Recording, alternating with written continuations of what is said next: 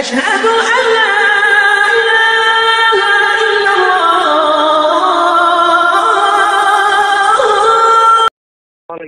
ওয়ালাইকুম আসসালাম, মৌলানা মুস্তাফিজুর বলছেন? জি ভাই।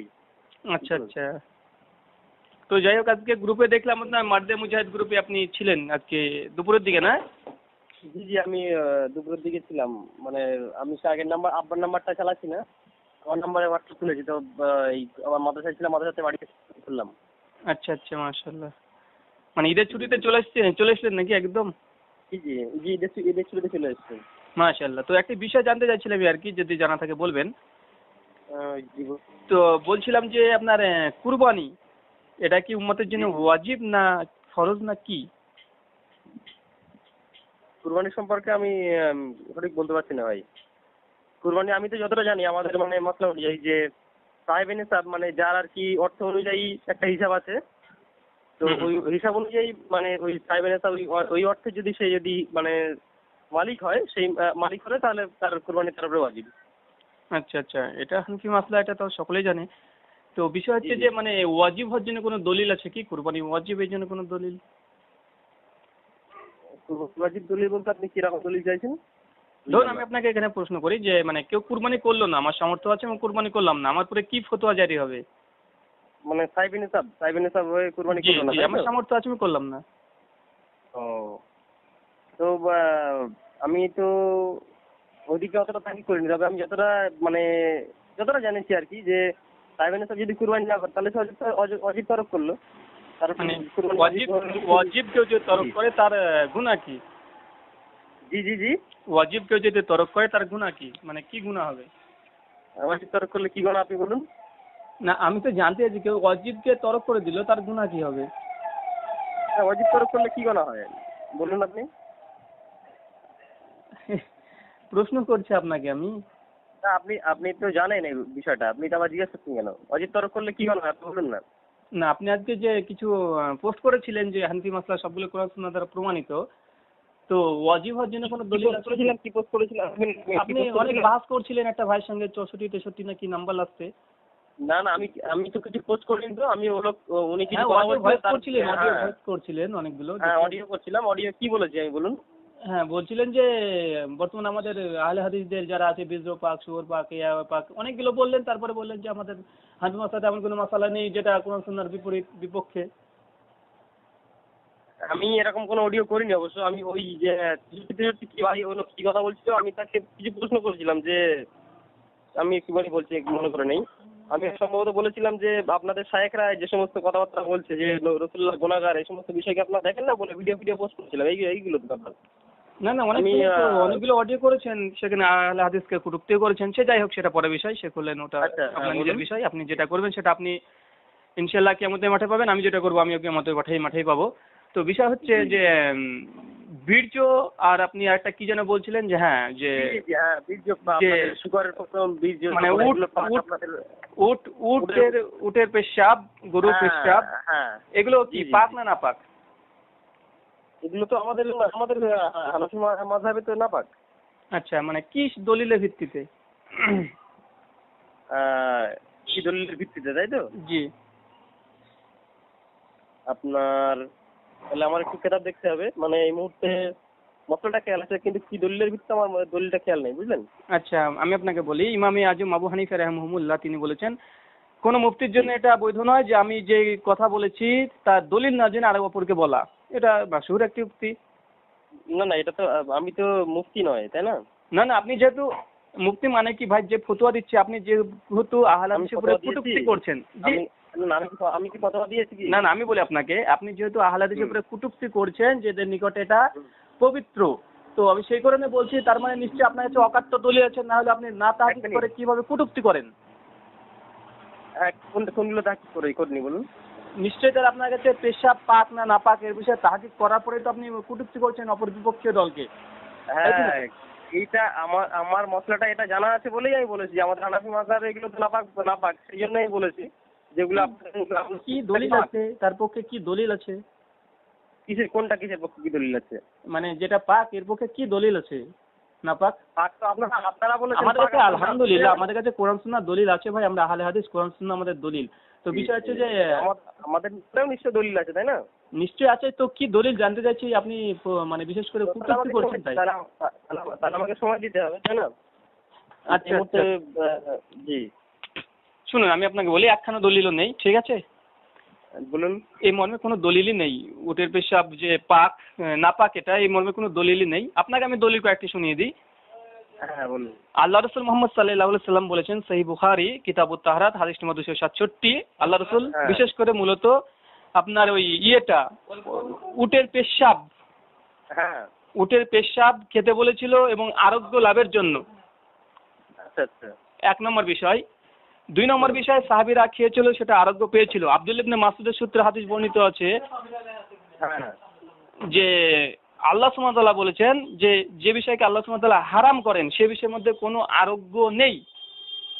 আচ্ছা। এবার দুটো হাদিসকে একত্রিত করুন। আল্লাহ রাসূল অনুমতি দিল তোমরা উটে পেশাব খাও আরোগ্য লাভের জন্য, সাহাবীরা আরোগ্য লাভও করেছিল।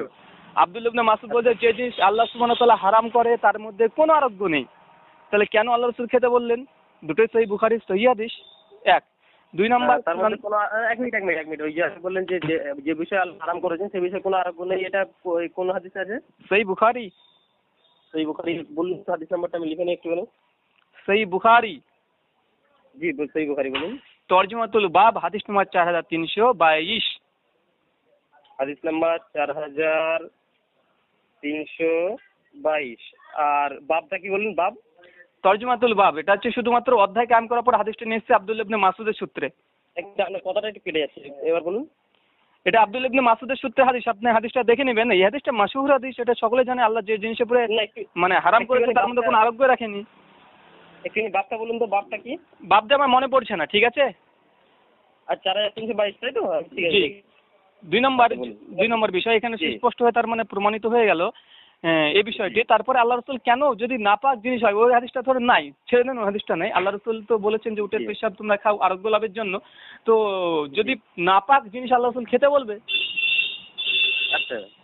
1 2 নম্বর বিষয়, আল্লাহ রাসূল মুহাম্মদ সাল্লাল্লাহু আলাইহি ওয়াসাল্লাম সুনান তিরমিজির হাদিস, আল্লাহ রাসূল সুস্পষ্ট হয়ে বলেছে যে তোমরা মানে ছাগলের ঘরে তোমরা সালাত আদায় করতে পারো, কোনো অসুবিধা নেই। ছাগলের ঘরে ইমাম তিরমিজি, ছাগল আচ্ছা আচ্ছা, বাকরি, ওই ছাগলের ঘরে তোমরা সালাত আদায় করো, কোনো সমস্যা নেই। অথচ ছাগলের ঘরে পেশাব পায়খানা থাকবে, এটাই স্বাভাবিক। ইমাম তিরমিজি এখান থেকে নকল করেছেন। দাঁড়ান ভাই, আমি বলি আগে, আমি শেষ করে দিই। ইমাম তিরমিজি এখন কথা শেষ করিনি ভাই। আপনার আমাকে আমার বলতে দিতে আরে ভাই আমি শেষ করবো, তারপরে তো বলবেন। আমি এখন হাদিসটা শেষ করিনি, হাদিসটা শেষ করিনি ভাই এখনো। ওটা আপনার যুক্তি। আরে ভাই এটা আমার যুক্তি না ভাই, কথাটা শুনুন, তার লাগে বলছি হাদিসটাকে শেষ করুন। আল্লাহ সুবহানাহু ওয়া তাআলা সূরা জুমার আয়াত নম্বর 17 আর 18 বলছে। আপনি আমার কথার জবাবটা দিন আগে, আমার কথার জবাবটা দিন। আচ্ছা বলুন। ওখানে কি হাদিসে রাসূলুল্লাহ বলেছেন যে পেশাব পায়খানা থাকা স্বাভাবিক বলেছেন? আপনি কি প্রশ্ন, এটা প্রশ্ন কি? হ্যাঁ অবশ্যই প্রশ্ন তো আপনি নিজে থেকে বললেন।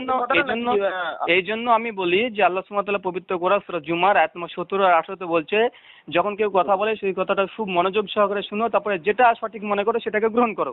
তো আপনার পুরো কথাটা শোনা উচিত ছিল ভাই। আমি বলি এখন সুনান তিরমিজির রিওয়ায়াতটা এখন শেষ করিনি। মনোযোগ সহকারে শুনলাম বলে আমি আপনাকে জিজ্ঞাসা করলাম। আরে ভাই এখন আমি সুনান তিরমিজির রিওয়ায়াতটা বলেছি, এখন শেষই তো করিনি, আপনি তার মাঝখানে কথা বলে দিলেন। আচ্ছা ঠিক আছে বলুন। হ্যাঁ, ইমাম তিরমিজি এখান থেকে সুস্পষ্টভাবে তিনি নকল করেছেন যে এই হাদিস থেকে প্রমাণিত যে পশুর পেশাব মানে যে পশু খাওয়া আমাদের জন্য হালাল তার পেশাব পবিত্র। 1 ঠিক আছে, ইমাম তিরমিজি করেছে। এবার আপনি আপনার বুঝলে হবে কি ভাই, না আমি পূর্ববর্তী সালাফে সালেহিনদের কথা দেখবো। 2 নম্বর, ইমাম আহমদ বিন হাম্বল 10 লক্ষ হাদিসের হাফেজ, ইমাম মালিক রাহিমাহুমুল্লাহ, তারা দুজনে বলেছেন যে পশুর প্রাণী আমরা খাই তাদের পেশাব পায়খানা পবিত্র। এমনকি ইমাম আবু হানিফার 2 ছাত্র ইমাম জুফার, ইমাম মাহমুদ একমত পোষণ করেছেন এই মাসলার উপরে। ইমাম আউজাই একমত পোষণ করেছেন, ইমাম বুখারী একমত পোষণ করেছেন, ইমাম দারাকুতনি, ইমাম ইবনে খুজাইমা, এমনকি ইব্রাহিম নাখাই যিনি 55 হিজরিতে মৃত্যুবরণ করেন, একজন তাবেঈ মদিনার মুফতি ছিলেন, তিনিও একমত পোষণ করেছেন। ইমাম শিওর, ইমাম দাউদ তারা একমত পোষণ করেছেন এই মাসলার উপরে। এমনকি ইমাম আবু হানিফা উস্তাদ, আপনি এই কথাগুলো বলছেন একমত পোষণ করেছেন সবাই, এগুলো কোন কিতাবে পাবো আমি? আপনি হিদায়াতে দেখে নেবেন। এই মাসালার পুরে যখন এসেছে তখন মসলা বয়ান করেছে যে কোন কোন ইমাম এই মাসালার পুরে ছিলেন। আর সুনান তিরমিজি হাদিস নম্বর 267 ব্যাখ্যাতে দেখে নেবেন, কিছু নকল করেছে। আর আল মুগনি ইমাম শাফিঈর আল মুগনি, সেখানে সুস্পষ্ট ইমাম শাফি নকল করেছেন। ফিকহুস সুন্নাহ ফিকুস সুন্নাহ এখানে স্পষ্টভাবে নকল করেছে, মাসলার উপরে বয়ান করেছে। জি জি, এবার আমি বলি। আচ্ছা বলুন। তার মানে আপনি বলতে চাইছেন যে মানে ইমাম তিরমিজি এনারা পেশাবকে জায়েজ বলেছেন, আর হানাফি ইমামরা আপনার নাজায়েজ বলেছেন, তাই তো? নাপাক বলেছেন, নাপাকের দলিল কোথায়? জি জি, আমি বলতে দিবেন তো। থেমে গেছি তো, আপনি বলুন। থেমে গেছি তো, বলুন। আপনার জিত কথা এটা তো? জি, আমি এটাই তো প্রশ্ন, বলুন। আপনার কথাটা কেটে যাচ্ছে। আমি হ্যাঁ বলুন, শুনতে পাচ্ছি, আমি সুস্পষ্টভাবে শুনতে জি পাচ্ছি। জি, আমি বলতে চাইছি যে এনারা হানাফিরা নাপাক বলেছেন আর ওনারা পাক বলেছেন, এটাই আপনার কথা, তাই তো? আরে ভাই, আমার কথা না, এটা আপনাদের কথা। আমার কথা তো আমি বলেই দিলাম।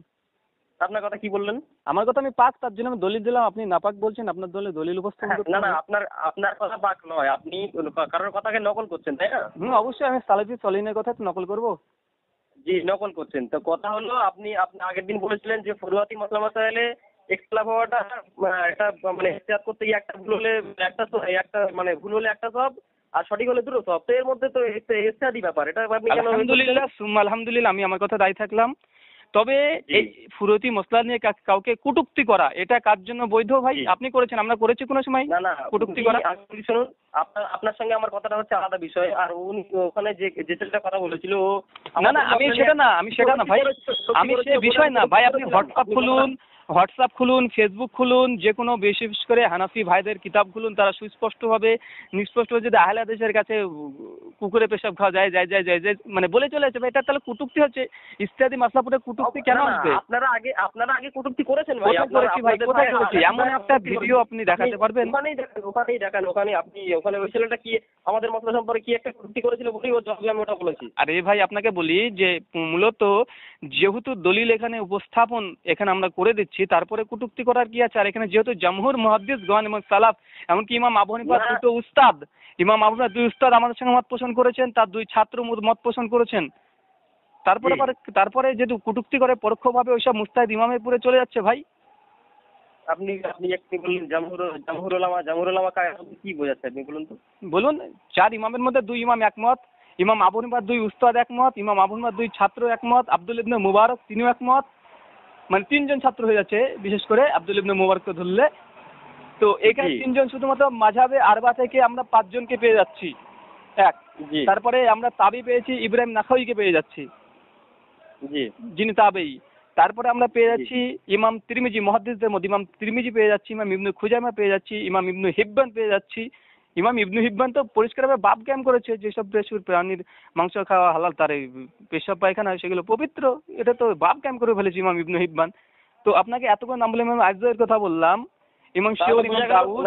আচ্ছা, তাহলে বোঝা গেল যে আপনি মানে মাযহাবের ইমামদের কথা মানছেন নাকি? ভাই কোরআন সুন্নাহ যার দিকে যাবে তার দিকে তো মানবো। আমি তো প্রথমে কোরআন হাদিস আপনাকে উপস্থাপন করেছি, তারপরে বললাম যে এইসব সালেফে সালেহিন আপনারা যাদেরকে আইম্মা একরাম বলে মানেন, তারা হুজ্জত আপনাদের নিকটে, তাদের দলিল উপস্থাপন করলাম। মানে মূলত আপনি তো আপনি ওইগুলো তাকিদ করেছেন, তো আপনি কি এটা তাকিদ করেছেন মানে যারা পেশাবকে নাপাক বলছেন তারা কি দলিল দিয়েছেন? একটাই দলিল দিয়েছেন ভাই আপনারা। সে দলিলটা কোনোভাবে আপনি যদি বুঝেন, তার নিরপেক্ষ দৃষ্টিভঙ্গিতে দেখলে আপনি বলবেন না এটা তো যথার্থ না, ওই সব দলিলের কাছে দলিল কিছুই না। সেটা হচ্ছে আকসারু আজাবুল কাবরি মিনাল বাউল, এই দলিল পেশ করেছে, আকসারু আজাবুল কাবরি মিন বাউল। আল্লাহ রাসূল সাল্লাল্লাহু আলাইহি ওয়াসাল্লাম একদিন একটা কবরের পাশ দিয়ে আসছিলেন, সেই সময় সাহাবীদেরকে বলছে, দেখো এই দুটো কবরে আযাব হচ্ছে, তার মধ্যে একটি কবরের আযাব হচ্ছে এরা পেশাব থেকে সতর্ক থাকতো না। জি। তো এই হাদিসের ভিত্তিতে বলছে গরুর পশির সমস্ত প্রাণীর পেশাবই হারাম, কিন্তু আল্লাহ রাসূল সুস্পষ্ট মানুষের পেশাব ওখানে বলে দিচ্ছে যে এই ব্যক্তির আযাব হওয়ার কারণ হচ্ছে শুধুমাত্র পেশাব থেকে তারা সতর্ক ছিল না। এই দলিলের ভিত্তিতে কিয়াস করে তারা মাসলা দিয়েছে, তাছাড়া কোনো দলিল নেই পৃথিবীতে। না, তো এই দলিলটা তারা যে দিয়েছে, দলিল একেবারে নেই তো নেই, ভাই মানুষের পেশাব নাপাক এটা ইজমা দ্বারা প্রমাণিত, মানুষের পেশাব নাপাক এটা ইজমা দ্বারা প্রমাণিত। কিন্তু পশু প্রাণী যখন এখানে জামহুর মুহাদ্দিস এবং সালেফে সালেহিন প্লাস হাদিস থেকে প্রমাণিত হয়ে যাচ্ছে জায়েজের দিকে, তারপরে এটাকে খণ্ডন করার জন্য ওয়াকাত দলিল লাগবে, আর সেটা লাগবে নাস দ্বারা লাগবে, জাহের দ্বারা হলে হবে না। এটা তো জাহের, আপনাকে নাস লাগবে। আচ্ছা আমি বলি শুনুন। কি বলুন? আপনি আপনি যেটা বলতে চাইছেন যে এই একটা দলিল যারা নাপাক বলেছেন তারা একটা দলিল দিয়েছেন। আর কোনো দলিল নেই। একটা দলিল যে দিয়েছেন, তার দলিল দিয়েছেন কিনা সেটা বলুন।